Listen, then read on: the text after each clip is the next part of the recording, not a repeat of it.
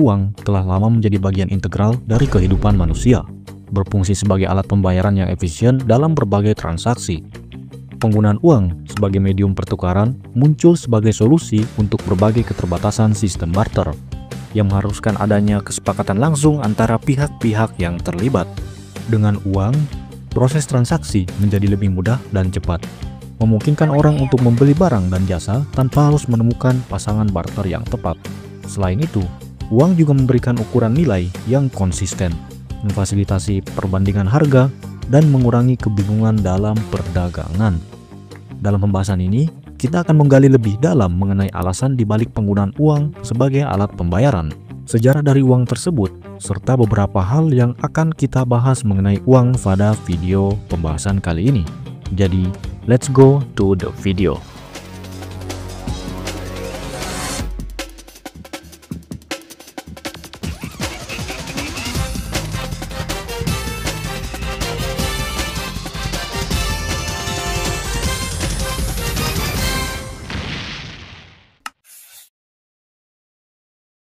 Kita akan bahas dulu mengenai sejarah uang. Nah, kita bahas mengenai barter. Menurut Kamus Besar Bahasa Indonesia, barter artinya sistem perdagangan yang dilakukan dengan cara menukar barang.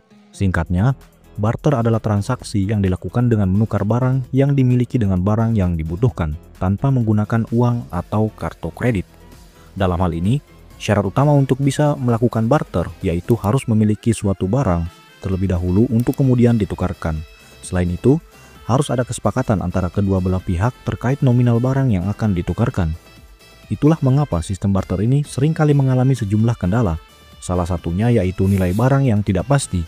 Adapun tujuan utama dari sistem barter ini menganut asas kemanfaatan, sehingga tiap individu yang terlibat saling membutuhkan satu sama lain. Kita masuk pada uang komoditas. Nah, uang komoditas adalah uang yang hadir sebagai metode pembayaran yang lebih modern, yang mana menggantikan sebuah sistem barter atau bertukar barang.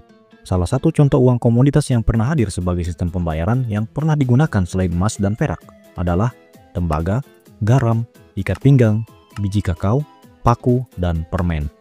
Contoh uang komoditas ini dapat dikatakan tergolong lebih unik karena memiliki nilai bawaan. Meskipun emas saat ini sudah jarang lagi digunakan sebagai uang, tetapi emas tidak kehilangan nilai dalam wujud perhiasan. Dengan begitu, kita bisa melihat, menyentuh, dan merasakan jenis uang ini sebab karena bentuk fisiknya yang nyata. Ditambah dengan nilai intrinsik yang semakin menguat kepercayaan masyarakat yang menggunakannya. Adanya kesadaran akan sebuah nilai yang dimiliki oleh jenis uang ini, maka siapapun yang akan melakukan suatu transaksi jual beli tentu sudah tidak perlu khawatir lagi, sebab mereka akan menemukan orang lain yang juga menginginkan komoditas tersebut. Setelah itu kita masuk pada uang kertas. Muncul pada abad ke-7 di Cina menggantikan uang komoditas untuk efisiensi. Pada saat itu, uang kertas digunakan sebagai sertifikat untuk menunjukkan bahwa pemiliknya telah menyetor uang atau perak di bank. Pada abad ke-17, uang kertas mulai digunakan di Eropa sebagai bentuk uang yang sah. Saat ini, hampir semua negara menggunakan uang kertas sebagai alat pembayaran yang sah. Bahan pembuatan uang kertas biasanya terbuat dari campuran serat kapas dan kertas yang dicampur dengan bahan lain seperti nilon atau polimer untuk membuatnya lebih tahan lama. Bahan pembuatan ini dirancang untuk mencegah uang kertas menjadi kusut atau rusak dengan mudah. Keamanan uang kertas dirancang dengan berbagai fitur keamanan yang memungkinkan orang untuk mengenali uang palsu. Beberapa fitur keamanan yang digunakan di uang kertas termasuk cetakan khusus, tinta khusus, dan tanda air atau watermark. Selain itu, beberapa negara juga menggunakan teknologi canggih seperti hologram dan chip RFID untuk memperkuat keamanan uang kertas mereka. Perlu diketahui, kepatuhan hukum, uang kertas yang beredar di negara-negara tertentu harus mematuhi standar hukum yang ditetapkan oleh Bank Sentral atau Badan Pengaturan Uang. Standar ini meliputi persyaratan untuk dominasi uang, ukuran warna, dan desain untuk dipahami. Uang kertas digunakan sebagai alat pembayaran untuk membeli barang dan jasa, pembayar tagihan, dan sebagai ganti uang logam. Beberapa negara juga menggunakan uang kertas sebagai alat untuk mengumpulkan informasi tentang sejarah dan budaya mereka, dengan mencetak gambar, tokoh terkenal atau tempat bersejarah pada uang kertas mereka. Nah, uang kertas adalah alat pembayaran yang paling umum digunakan di seluruh dunia dan tetap dipakai sampai saat ini. penting untuk selalu memeriksa keamanan uang kertas sebelum digunakan demi memastikan bahwa uang tersebut asli dan sah.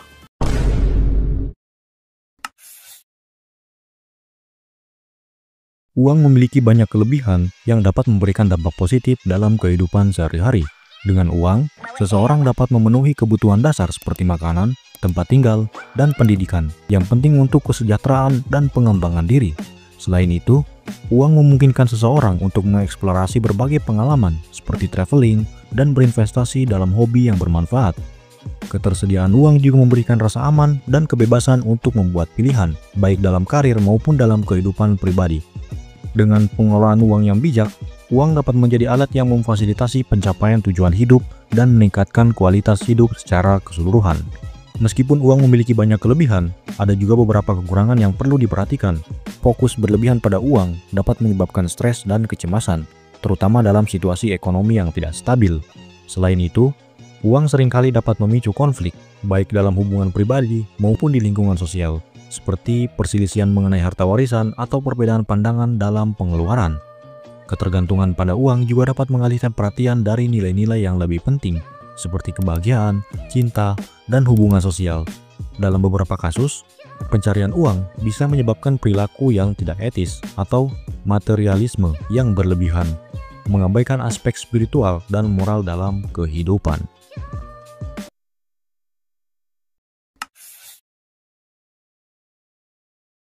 Perkembangan terkini dalam dunia uang mencakup beberapa aspek yang menarik dan signifikan.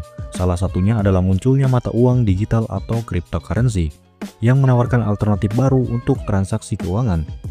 Bitcoin dan Ethereum misalnya telah mendapatkan perhatian luas sebagai bentuk investasi dan alat pembayaran yang tidak terikat oleh sistem perbankan tradisional.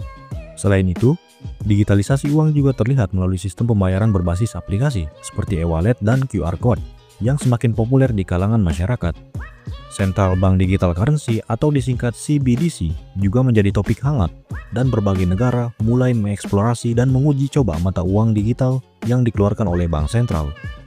Inisiatif ini bertujuan untuk meningkatkan efisiensi sistem pembayaran dan memberi alternatif yang lebih stabil dibandingkan cryptocurrency. Di sisi lain, isu keamanan dan privasi dalam transaksi digital semakin menjadi perhatian dengan banyaknya kasus penipuan dan pencurian data. Oleh karena itu, pengembangan teknologi blockchain dan sistem keamanan yang lebih canggih harus dilakukan untuk melindungi pengguna. Secara keseluruhan, perkembangan terkini dalam dunia uang menunjukkan pergeseran yang signifikan menuju digitalisasi, memberikan kemudahan sekaligus tantangan baru dalam pengelolaan keuangan.